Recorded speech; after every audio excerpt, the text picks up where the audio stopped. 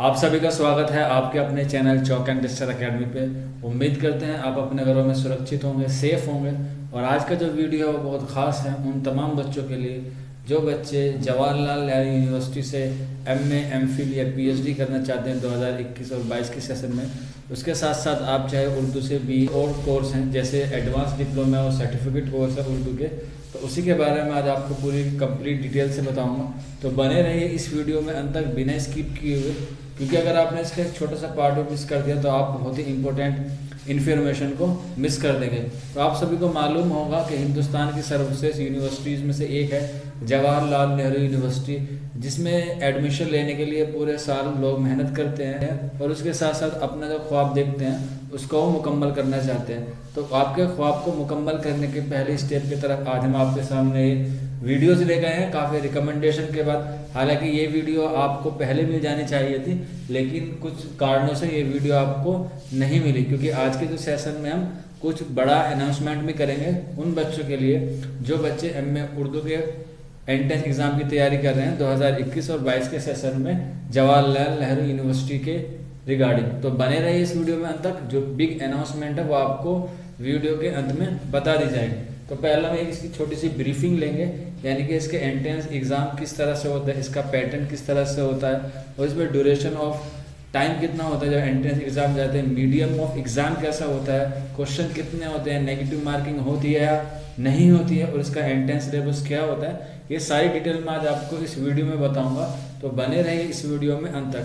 तो सबसे पहले वीडियो को शुरू करने एग्ज़ाम होता है वो 3 घंटे का होता है, जिसमें आपसे 100 क्वेश्चन पूछे जाते हैं और ये जो क्वेश्चन पूछे जाते हैं ये ऑनलाइन मोड में पूछे जाते हैं, यानी कि सीबीटी कंप्यूटर बेस्ड टेस्ट में आपसे 100 क्वेश्चन पूछे जाएंगे और इसके साथ साथ आपको जो मीडियम होगा इसका आपका उर्दू होगा। जवाहरलाल नेहरू यूनिवर्सिटी में किसी भी लैंग्वेज में आप जैसे ही एंट्रेंस टेस्ट देंगे वो उसी लैंग्वेज में उससे आपसे क्वेश्चन पूछे जाएंगे। इसके साथ साथ इसकी जो ड्यूरेशन है वो 3 घंटे की होगी और ये आपके लिए प्लस पॉइंट है जवाहरलाल नेहरू यूनिवर्सिटी में कि आपको इसमें नेगेटिव मार्किंग देखने को नहीं मिलती है। चाहे आप किसी भी कोर्स के हो उसमें आपको नेगेटिव मार्किंग नहीं देखने को मिलेगी, चाहे आप एडवांस हो, सर्टिफिकेट हो या फिर आपका एमए में हो।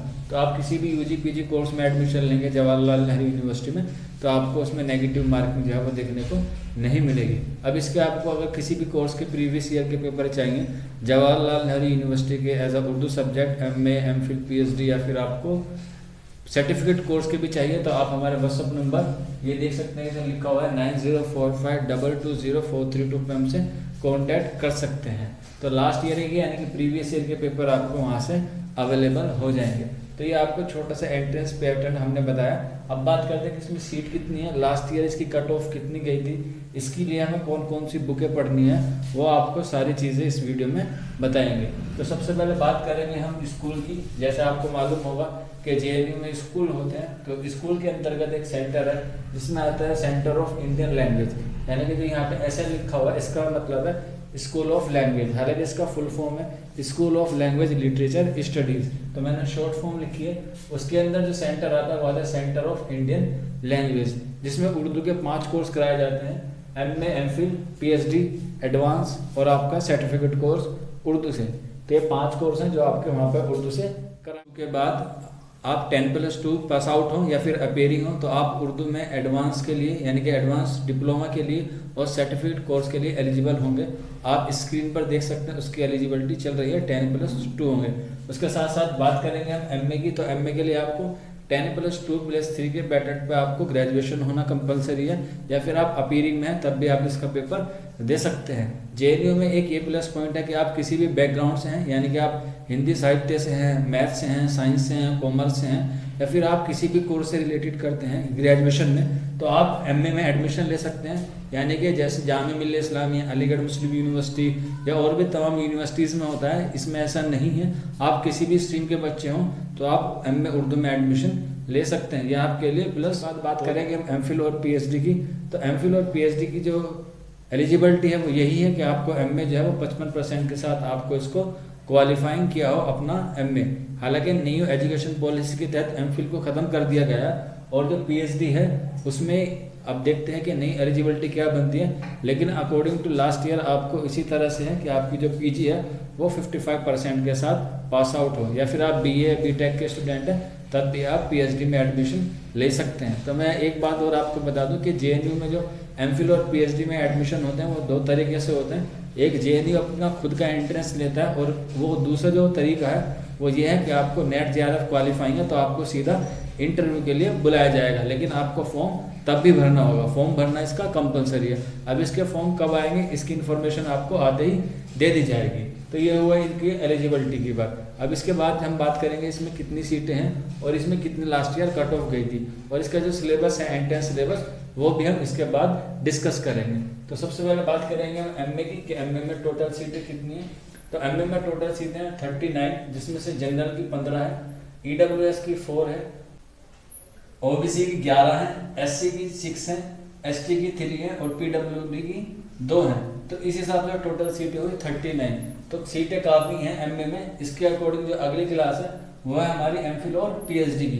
तो जैसे मैंने आपको बताया कि पीएचडी जो है वो दो तरीके से होती है, एंट्रेंस द्वारा और नेट जेआरएफ द्वारा। तो जेएनयू में जो उर्दू की सीटें हैं वो नेट जेआरएफ वाली ही हैं, एंट्रेंस के बेस पे कोई भी सीटें नहीं हैं। और इसमें कितनी सीटें, जनरल की 1 है और किसी कैटेगरी में एक भी सीट नहीं है। यानी कि 135 करोड़ वाले देश में अगर किसी को जवाहरलाल नेहरू यूनिवर्सिटी से एमफिल करना है एज अ उर्दू सब्जेक्ट, तो उसको 135 करोड़ के बच्चों से लड़ना होगा, यानी कि 135 करोड़ की जनसंख्या से लड़ना होगा, तब जाकर उसे वो एक सीट मिलेगी। उसके लिए भी उसको एमए में ही क्वालिफाइंग करने के बाद नेट जेआरएफ क्वालिफाइंग करना पड़ेगा, तभी उसको एक सीट मिल सकती है, क्योंकि एंट्रेंस द्वारा तो आपको सीट अवेलेबल है ही नहीं जेएनयू में। इसके अलावा आप पीएचडी में देख सकते हैं, पीएचडी में सिर्फ 2 ही सीट है, जिसमें से एक सीट जनरल की है और एक सीट आपकी ओबीसी की है। ये बहुत ही नाइंसाफी है ऐसा एक लैंग्वेज, इंडियन लैंग्वेज के लिए, कि आपने देखा होगा कि इतनी बड़ी यूनिवर्सिटी है और इतना बड़ा देश है कि अगर बच्चे पढ़ेंगे नहीं तो फिर बढ़ेगा कैसे देश। तो सरकार को और गवर्नमेंट को देखना चाहिए कि जवाहरलाल नेहरू यूनिवर्सिटीज़ की जो जवाहरलाल नेहरू यूनिवर्सिटीज़ की जो पीजी कोर्सेज के बाद की सीट है, यानी कि हायर एजुकेशन है लाइक एमफिल और पीएचडी, इसकी सीटों को इंक्रीज कर देना जरूर चाहिए, चाहे वो जेएनयू एडमिन हो या फिर यूजीसी हो। इस पर थोड़ा सा ध्यान देना जरूरी है कि आपने देखा होगा जितनी भी यूनिवर्सिटीज़ हैं भारत की, उसमें ज़्यादातर जो सीटें हैं वो ज़्यादा होती हैं। अब इसमें देखिए सिर्फ एक एमफिल में और पीएचडी में तो है, उसमें से भी आपका एमफिल जो है वो खत्म कर दिया गया, यानी कि आपकी एक सीट भी कम हो गई, अब बाकी बचे 2 सीट। अब बताइए कि जो एमफिल में बच्चे होंगे जो नेट जेआरएफ क्वालिफाई करते होंगे और जो एमए की प्रिपरेशन करने के बाद पीएचडी का ख्वाब लेते होंगे कि हम लोग जेएनयू जैसी यूनिवर्सिटीज़ में पढ़ना चाहते हैं, वो किधर जाएंगे। एक बात तो पहले यही है कि जितनी भी स्टेट गवर्नमेंट की यूनिवर्सिटीज़ होती हैं उसकी हालत सभी को पता है कि उसमें किस तरह का लेवल होता है और किस तरह से उसमें पढ़ाई होती है, और उसके साथ साथ उसकी जो क्वालिटी ऑफ एजुकेशन है उससे आप सभी भली बात ही परिचित होंगे। तो आप देखिए कि कोई स्टेट गवर्नमेंट का बच्चा जो बिल्कुल पिछड़े इलाके से आया वो मेहनत करता होगा और उसको जब मालूम पता चलता होगा कि भाई मुझे जेएनयू जैसी यूनिवर्सिटीज़ में जाने के लिए इतनी मेहनत करनी है कि उसे लगभग 135 करोड़ वाले जनसंख्या वाले देश में सिर्फ उसमें 2 सीटें हैं, और वो भी कौन सी है, नेट जेआरएफ वाली। और आपको तो मालूम होगा कि नेट जेआरएफ का सिलेबस जो है कितना वाइड है और उसका जो एंट्रेंस पेपर होता है नेट जेआरएफ का वो कितना टफ होता है। इसके लिए वो क्वालिफाई करना पॉसिबल नहीं होता पहली मर्तबा में। अगर वो चाहे तो उसे दोबारा मेहनत करे तो फिर उसको अपना एमए छोड़ना पड़ता है, यानी कि एमए कंप्लीट करने के बाद 1 साल उसे सिर्फ यही काम करना है कि उसे नेट जेआरएफ क्वालिफाई करना है, तभी उसको वहाँ सीट मिलेगी। और अगर आप चाहते हैं कि भाई जेएनयू में ही क्यों जाना चाहते हैं, किसी और यूनिवर्सिटीज़ में भी जा सकते हैं कि उसकी सीटें काफ़ी ज़्यादा है। तो मैं आपको बता दूं कि जितनी भी और यूनिवर्सिटीज़ हैं उसमें सारी जो क्राइटेरिया है उनका अपना अलग अलग है। आधी सीट तो वो उन्हीं बच्चों के लिए रिजर्व रखते हैं जो बच्चे उनके कॉलेज या अपने स्कूल से पढ़े हों। तो अब आधी जो सीट होती है उसमें कहाँ से बच्चा फाइट करेगा। मान लीजिए कि 20 सीट है, उसमें से 10 सीट तो आपने पहले ही रिजर्व कर ली और उसके बाद जो 10 सीट बचती है उसमें ऑल ओवर इंडिया के बच्चे फाइट करते हैं। तो इसको थोड़ा सा ध्यान देना चाहिए जेएनयू एडमिन को भी और यूजीसी को भी कि इनकी सीटें बढ़ाएं, और खासकर जो बच्चे प्रिपरेशन कर रहे हैं पीएचडी के लिए वो भी इसको बात में ध्यान रखें। इसमें सोशल मीडिया के प्लेटफॉर्म से लोगों को जागरूक करें, बच्चों को जागरूक करें कि भाई इसके लिए थोड़ा गौर व फिक्र करें कि भाई जेएनयू जैसी यूनिवर्सिटीज़ में कि पीएचडी की सीटें मात्र 2 हैं, तो इस पर बहुत ध्यान देना जरूरी है। मान लीजिए हमारे जूनियर हैं, आप सभी को भली बात ही परिचित होगा कि मैं जेएनयू से ही पढ़ता हूँ और अभी भी जेएनयू में ही कैंडिडेट हूँ, तो मैं अपने आने वाले जो जूनियर है उनके बारे में क्यों ना सोचूं, इसीलिए मैं इस पर ज़्यादा तवज्जो दे रहा हूँ, इसीलिए मैं इसको ज़्यादा हाईलाइट कर रहा हूँ कि आपको इस बारे में सोचना ज़रूरी है। अगर आज इसके लिए नहीं लड़े तो हो सकता है कि कल ये वाली जो सीट है ये भी गायब हो जाए। हालांकि बहुत सी स्टेट यूनिवर्सिटीज़ हैं उसमें भी सीटों की तादाद इतनी है, लेकिन ये एक सेंट्रल यूनिवर्सिटीज़ है और भारत में जेएनयू जैसी यूनिवर्सिटी मात्र एक ही है, तो इसमें इतनी कम सीटें क्यों हैं? आपने और कोर्सेज में भी देखा होगा कि उसमें भी सीटें ज़्यादा होती हैं। हम ज़्यादा की डिमांड नहीं करते, कम से कम इसमें 10 सीटें होनी चाहिए और हर कैटेगरीज की होनी चाहिए। आप यहाँ पे देखिए ईडब्ल्यूएस की एक भी सीट नहीं है, एससी की, एसटी की और पीडब्ल्यूडी की एक भी सीट नहीं है। तो इसको सरकार को, यूजीसी को, जेएनयू एडमिनिस्ट्रेशन को सोचना पड़ेगा कि ये वाली सीटें जो है वो बढ़ानी ज़रूरी है। आप अगर जेएनयू की एडमिशन के प्रोसेस की तैयारी कर रहे हैं उर्दू से, तो आपको ये वीडियो ज़्यादा से ज़्यादा शेयर करना है, ताकि जो हम लोग चाह रहे हैं कि इसमें जो सीटें हैं वो बढ़ जाएं आपके आने वाले जनरेशन के लिए भी। और जो लोग नेट जेआरएफ क्वालिफाई नहीं कर पाते बाय डिफॉल्ट, तो वो जेएनयू के एंट्रेंस एग्जाम से भी ये जो परीक्षा है उससे दे के भी वो उसमें एडमिशन ले सकते हैं। तो ये वाली सीटें जो है वो उसको बढ़ानी होंगी। इसके बाद बात करेंगे इसमें एडवांस में कि कितनी सीटें होती हैं। तो एडवांस में टोटल 25 सीटें हैं और सर्टिफिकेट कोर्स में भी 25 सीटें हैं, जिसमें से टोटल सारी कैटेगरीज की जो है वो सेम है। जनरल की 10 है, ईडब्ल्यूएस की 3 है और ओबीसी की 5, एससी की 4, एसटी की 2 और पीडब्ल्यूडी की 1।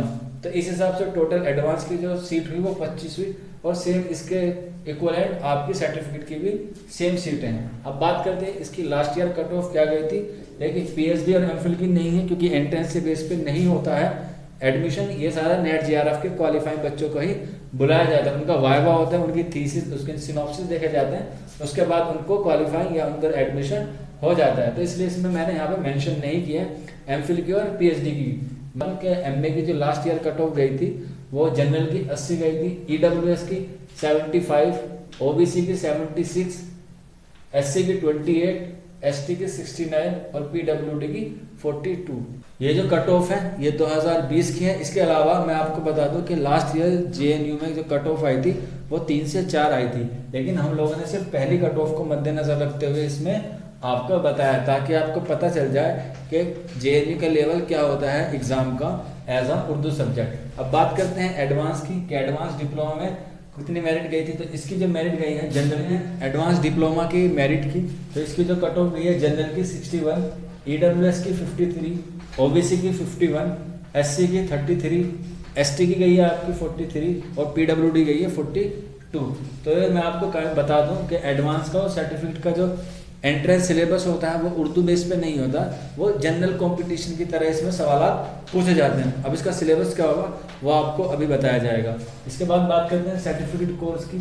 इसमें जनरल की मेरिट गई है वो 65 गई है, ईडब्ल्यूएस की 39, ओबीसी की 53 और एससी की 48, एसटी की 37 और आपका पीडब्ल्यूडी की गई है 45। तो ये हमने एनालाइज किया इसकी कट ऑफ का और इसकी सीटों का कि इसमें कौन कौन से कोर्स में कितनी सीटें हैं और इसमें कौन कौन से कोर्स में कितनी मेरिट गई है। तो अब हम जो बात करेंगे इसके एंट्रेंस सिलेबस की बात करेंगे, क्योंकि सिलेबस को समझना सबसे ज़रूरी होता है एग्ज़ाम को क्रैक करने के लिए। अगर आपको एग्ज़ाम का एंट्रेंस पेपर या सिलेबस बस ही नहीं पता तो आप किसी भी एग्ज़ाम को कैसे क्रैक कर पाएंगे। तो पहले हम एंट्रेंस सिलेबस को एनालाइज कर लेते हैं, उसके बाद हम उसकी जो बुकें हैं, जो बेस्ट बुक मैंने आपको यहाँ पर रिकमेंडेशन की है उसको मैं बताऊंगा। आप अपना सिलेबस जो है वो स्क्रीन पर देख सकते हैं। 10+2 यानी कि सर्टिफिकेट कोर्स का, एडवांस का और एमए का और एमफिल पीएचडी का सारा डिटेल आपको हमारे स्क्रीन पर चलती हुई दिखाई दी। तो चलिए फिर सबसे पहले बात करते हैं हम सर्टिफिकेट के इसका सिलेबस क्या है। तो इसमें जो सिलेबस आएगा आपका, आप अपने स्क्रीन पर देख सकते हैं। इसमें entrance exam of COP in Bahamas Indonesia in conduct as a joint test with other part and other programme Urdu, ये सारी लैंग्वेजेस में पश्तो, बंगोलिया and Hebrew. The eligibility is 10+2 और equivalent exam pass. The examination is conduct in English. The syllabus covers, ये आपका syllabus है जिसमें आपको 4 चीज़ें अहम हैं जो पढ़नी है, जिसमें general knowledge, GK of the country of the language, aptitude test and general English. तो ये आपका सर्टिफिकेट कोर्स का सिलेबस है जो आपको स्क्रीन पर भी दिख रहा है। आप इसे वहाँ से ध्यान से पढ़ सकते हैं वीडियो को स्टॉप करके, या फिर आप वीडियो को दोबारा से रिवाइज करके देख सकते हैं। अब बात करते हैं इसके एडवांस की, कि एडवांस का जो सिलेबस है एंट्रेंस का, तो मैं आपको बता देता हूँ इसमें आपको क्या क्या चीज़ें पढ़नी है मास कम्युनिकेशन में। जिसमें आपका जो सिलेबस है वो इसका स्क्रीन पर दिख रहा होगा एडवांस का। इसमें टाइप ऑफ मास मीडिया है, लैंग्वेज ऑफ मास मीडिया है, social relevance of mass media है, जर्नलिज्म है, origin and development of print media है, नेक्स्ट है आपका origin and development of electronic media, social media, और आपका लास्ट है मेजर मास कम्युनिकेशन, लास्ट है आपका मेजर मास मीडिया जर्नल्स। तो ये सारी चीज़ें हो गई सर्टिफिकेट और एडवांस का। अब जो हम बात करेंगे वो करेंगे एमए की, कि एमए का इसका सिलेबस क्या है। देखिए एमए उर्दू का सिलेबस ऐसा पर्टिकुलर नहीं है, जिस तरह से आपने देखा होगा कि अलीगढ़ मुस्लिम यूनिवर्सिटी का जिस तरह से जो सिलेबस है वो उन्होंने बिल्कुल पैटर्न पे बनाया गया है कि इस पोर्शन से ये चीज़ें आएंगी और इस पोर्शन से ये चीज़ों का इंतखाब किया गया है। लेकिन जेएनयू के एमए उर्दू में ऐसा नहीं है, उसमें सिर्फ आपको ये चीज़ें दिखाई गई हैं जो आपको स्क्रीन पर दिखाई दे रही है, वो मैं आपको पढ़ के बता देता हूँ एक बार। जो इसके मेन पॉइंट है वो मैं आपको बता देता हूँ। और यहाँ पे एक बार मैं दोबारा से रिवाइज कर दूँ कि जेएनयू में एमए में एडमिशन लेने के लिए आपको ग्रेजुएशन में एमए उर्दू होना ज़रूरी नहीं है। बस आपने जो भी कोर्स किया हो वो 45% के साथ उसको पास आउट किया हो, या फिर आप अपीयरिंग में भी हैं तब भी आप उसका एंट्रेंस एग्ज़ाम दे पाएंगे।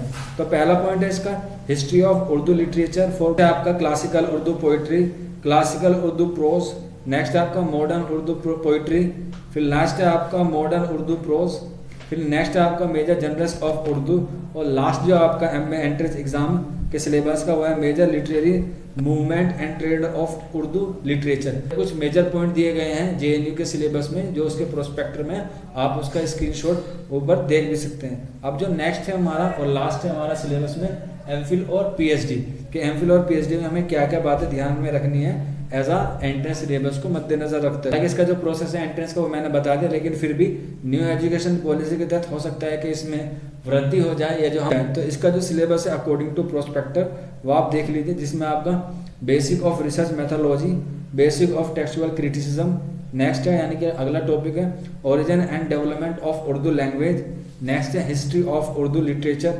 नेक्स्ट है आपका क्लासिकल उर्दू लिटरेचर, नेक्स्ट है आपका Dakhni Urdu of literature, classical Urdu poetry and prose, next है आपका major genres of Urdu poetry and prose, next है आपका major literary movement and trends, next है आपका major critical theories ideas and criticise, major works of research in Urdu and researchers, और last है आपका major literary schools यानी कि दबिस्तान, लाइक दबिस्तान है दिल्ली और दबिस्तान है उर्दू। तो इनके बारे में आपको मालूमात करनी है। अब ये जो मैंने आपको सिलेबस बताया एडवांस का और सर्टिफिकेट का, इसके लिए आपको किसी भी कॉम्पिटिटिव एग्जाम की जो जनरल कॉम्पिटिशन की बुक होती है वो आपको पढ़नी है। लेकिन जो एमए एमफिल और पीएचडी में आपको एडमिशन लेना है तो आपको ये किताबें जो मैंने यहाँ पे रिकमेंडेशन की हैं वो आपको ज़रूर पढ़नी है। तो मैं आपको बता दूं कि जितनी भी यूनिवर्सिटीज़ हैं हिंदुस्तान की, सेंट्रल यूनिवर्सिटीज़ की बात कर रहा हूँ, जिसमें जवाहरलाल नेहरू यूनिवर्सिटी, जामिया मिल्लिया इस्लामिया,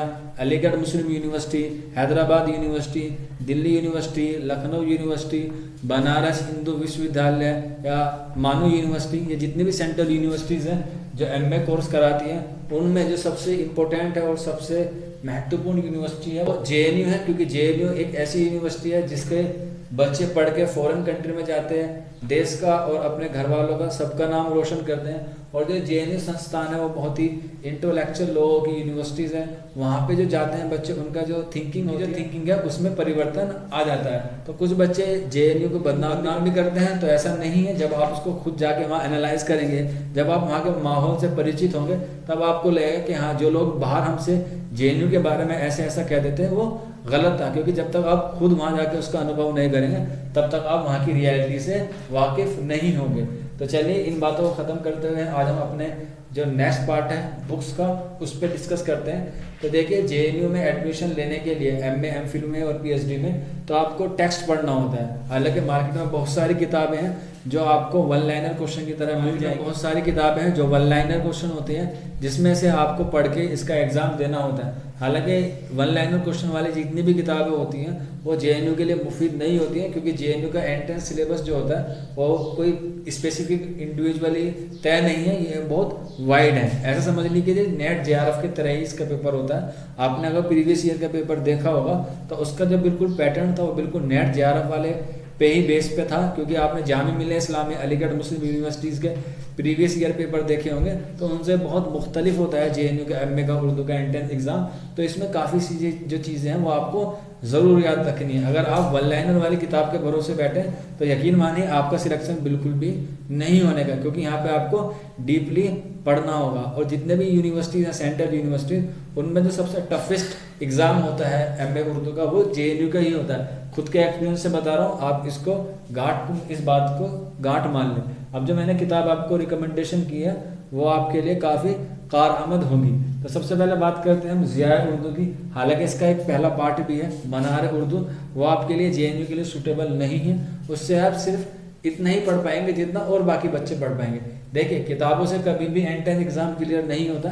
मैं आपको बता देता हूँ कि किताब पढ़ के कभी भी आप कोई सा भी एग्जाम क्वालिफाई नहीं कर पाएंगे जब तक आपको उसको खुद को एनालाइज करने की क्षमता आपके अंदर नहीं आने की।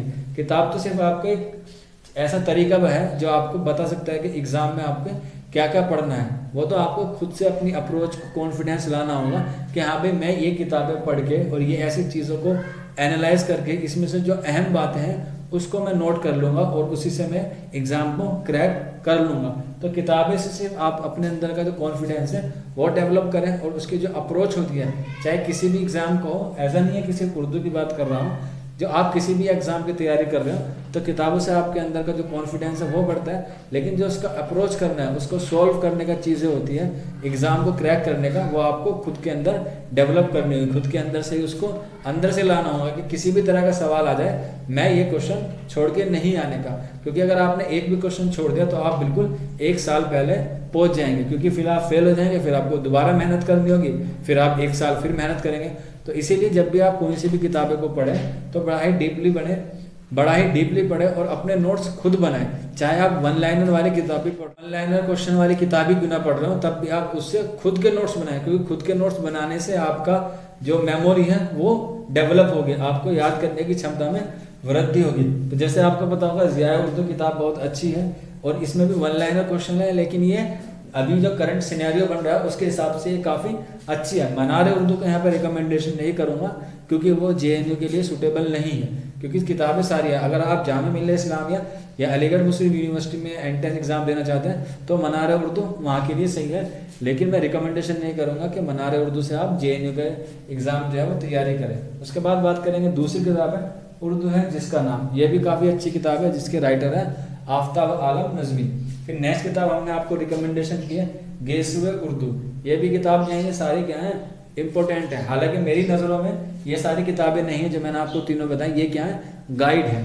ज़िया उर्दू है जिसका नाम और गेसुए उर्दू, ये एक तरीके से आप इन्हें गाइड मान लीजिए। किताब तो वो होती है जिसमें टेक्स्ट लिखा होता है, इसमें तो सिर्फ क्वेश्चन है और फिर उसके जवाब, यानी कि वन लाइनर क्वेश्चन ही आपको इसमें दिए गए हैं। नेक्स्ट जो किताब है वो किताब ही है अपनी तनकीद, जो खलीफ अंजुम की है, बहुत ही अच्छी है ये तकनीक, ये भी बहुत अच्छी किताब है। इसके बाद बात करते हैं उर्दू अदब की तनकीदी तारीख, ये मोहम्मद एहतशाम हुसैन की है। इसे आप ज़रूर पढ़ें, 3 से 4 मरतबा पढ़ेंगे तो आप JNU का जो एंट्रेंस एग्ज़ाम है वो क्लियर कर लेंगे। नेक्स्ट है आपका सुम्बुल निगार, बहुत का मतलब है इसकी 2 प्रकाशन की बुक है, जिसमें उर्दू शायरी का तनकीदी मुताला और दूसरा है उर्दू नस्र का तनकीदी मुताला। तो ये जो किताबें हैं ये बहुत इंपॉर्टेंट है, खासकर ये वाली सुम्बुल निगार। इसमें आपको टेक्स्ट पढ़ना है और फिर उसी में से वन लाइनर क्वेश्चन आपको खुद से बनाने अपने नोट्स। अभी काफ़ी वक्त है क्योंकि अभी इसके एग्जाम फॉर्म नहीं आए हैं, तो आप इसे अभी से पढ़ना शुरू कर दें। नेक्स्ट है आपका तारीख अदब उर्दू, ये आपको जमील जालबी की किताब लेनी है। हालांकि बहुत सारे राइटर जिसमें राम बाबू सक्सेना और भी मुसन्निफ़ की किताब है, लेकिन आप अगर चाहें तो जमील जालबी की ले लेंगे तो ज़्यादा बेहतर है तारीख अदब उर्दू। इसके बाद आपकी जो UG की बुक्स होंगी, यानी कि आपने BA में अगर उर्दू सब्जेक्ट पढ़ा होगा तो आपके पास जाहिर सी बात है कि सब्जेक्ट से रिलेटेड आपके पास बुक अवेलेबल होंगी, तो आप अपनी UG बुक्स को भी प्रेफरेंस दे सकते हैं। इसके बाद एक और किताब है अदबनुमा, ये भी टेक्स्ट में आती है और इसमें आपको सारे जो कोर्स है यानी कि जो सारी डिटेल है वो आपको मिल जाएगी। इसमें अदबनुमा में जो सारी चीज़ें हैं वो बिल्कुल मुख्तसर है, लेकिन वो एग्ज़ाम के पॉइंट ऑफ व्यू से भी काफ़ी अहम है। नेक्स्ट है आपका इग्नू नोट्स, आप इग्नू नोट्स की भी हेल्प ले सकते हैं JNU के एंट्रेंस एग्जाम को क्लियर करने के लिए। ये हमने किताबें बताई, आपको जो किताबें अच्छी लगे वही आप इसमें से चूज़ कर सकते हैं। और आपको एक और बात बता दूं, कि आप ऐसा ना कीजिए कि सिर्फ एक ही किताब के भरोसे बैठे रहें। कम से कम आपको 2 या 3 या 4, कम से कम आपको इसमें 3 या 4 किताबें आपको ज़रूर पढ़नी है, और 3 से 4 मरतबा ही पढ़नी है। क्योंकि अगर आपने सिर्फ एक ही बार पढ़ोगे तो बिल्कुल चांस नहीं है कि आप JNU के एंट्रेंस एग्ज़ाम जो है वो कर पाएंगे crack as a Urdu subject. तो आपको रिवीजन भी करना है और उसको से पहले 3-4 मरतबा इसको ज़रूर से पढ़ना है। तो ये सारी किताबें हमने और सारा जो सिलेबस है इसका प्रोसेस आपको बता दिया। उम्मीद करते हैं आपको समझ में आ गया होगा।